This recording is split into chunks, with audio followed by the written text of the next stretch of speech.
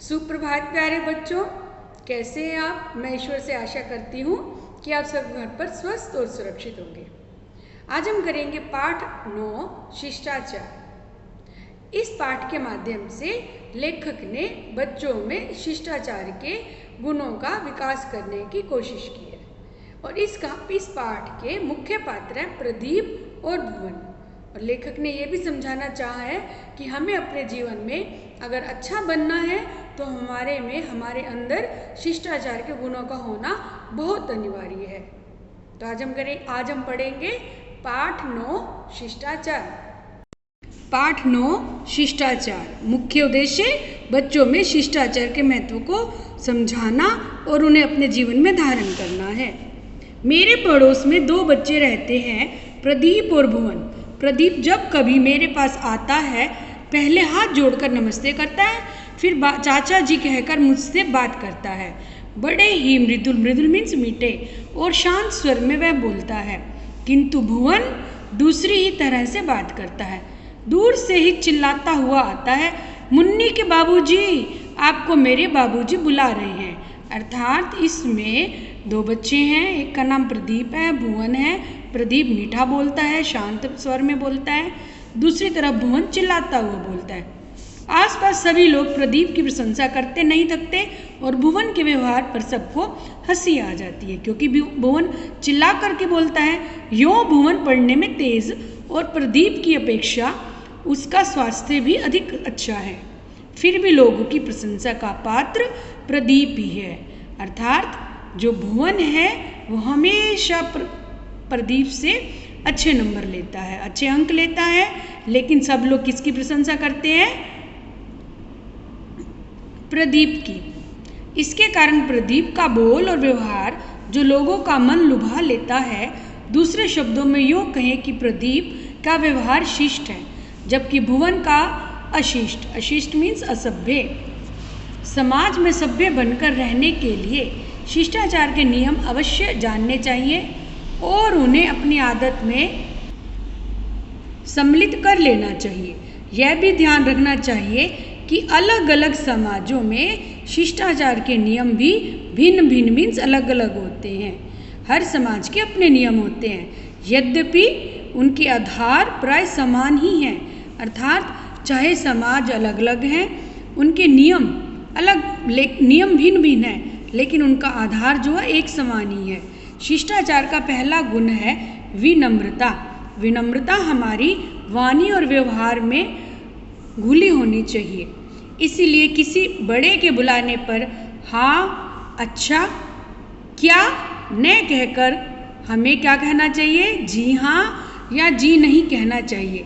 किसी की बात का उत्तर ऐसे नहीं देना चाहिए कि सामने वाले को लगे कि डंडा मारा जा रहा है।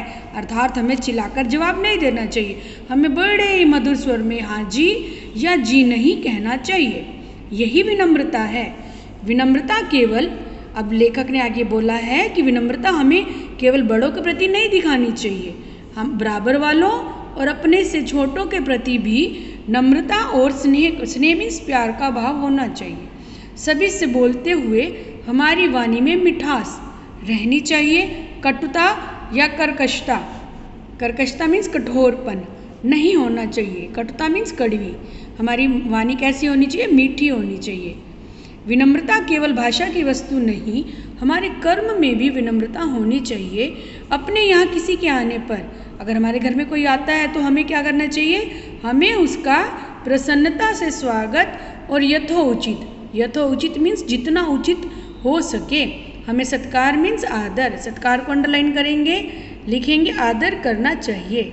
सत्कार मीन्स आदर करना चाहिए। अपने से बड़े व्यक्तियों के बैठ जाने के बाद ही हमें बैठना चाहिए। ये नहीं आपके आगे कोई बड़ा खड़ा है पहले आप बैठ जाएं, पहले उन्हें उनके बैठ जाने के बाद हमें बैठना चाहिए। और महिलाओं के प्रति हमारे व्यवहार में और भी विनम्रता होनी आवश्यक है।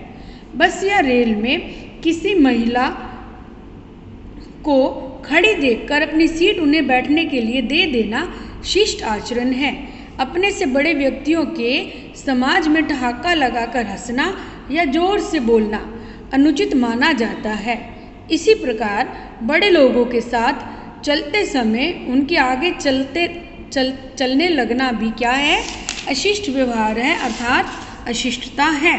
हाँ, उनके लिए झट से आगे होकर दरवाज़ा खोल देना या राह दिखाना शिष्ट व्यवहार है। विनम्रता और दीनता में क्या अंतर है? देखो, विनम्र होते हुए भी हमें अपने स्वाभिमान की हम रक्षा कर सकते हैं। विनम्र व्यवहार का अर्थ चापलूसी नहीं है। यदि कभी यह महसूस हो कि आप जिसके प्रति विनीत मीन्स विनम्र हैं, वह हमारा अपमान कर रहा है, अगर आपको लगता है कि सामने वाला आपकी दीनता देख कर के आपके तरस खा कर वह तुम्हारा काम कर रहा है, तो इसका मतलब यह है कि वह तुम्हारा अपमान कर रहा है अथवा हमें कमज़ोर या दीनहीन जानकर हमारे प्रति दया की भावना प्रकट कर रहा है, तो उसकी कृपा प्राप्त करने की चेष्टा हमें कभी नहीं करनी चाहिए। अर्थात हमें दीनता स्वीकार नहीं करनी चाहिए। इसीलिए विनम्रता और दीनता में अंतर होता है, जिसे हमें पहचानना चाहिए। शिष्टाचार का दूसरा विशेष गुण है दूसरों की निजी बातों में दखल न देना। हर व्यक्ति का अपना एक निजी जीवन होता है, इसलिए हमें अकारण मीन्स बिना किसी कारण के किसी से उसका वेतन, उम्र या जाति आदि पूछने से बचना चाहिए। हो सकता है आप वैसे पूछ रहे हैं, लेकिन सामने वाले व्यक्ति को वो बात आपकी उचित ना लगे। यदि कोई कुछ लिख रहा है तो झांक झांक कर उसे पढ़ने की चेष्टा करना उज्जड़पन को अंडरलाइन करेंगे। व्हाट इज द उज्जड़पन? रूखा व्यवहार। उज्जड़पन मीन्स रूखा व्यवहार कहा जाएगा। किसी के घर या दफ्तर जाने पर उसकी वस्तुओं को बिना पूछे उलटने पलटने लगना अशिष्टता है। अर्थात हम अगर किसी के घर जाएं तो हमें बिना पूछे किसी के सामान को छूना नहीं चाहिए और ना ही हमें किसी की निजी बातों में दखल अंदाजी करनी चाहिए।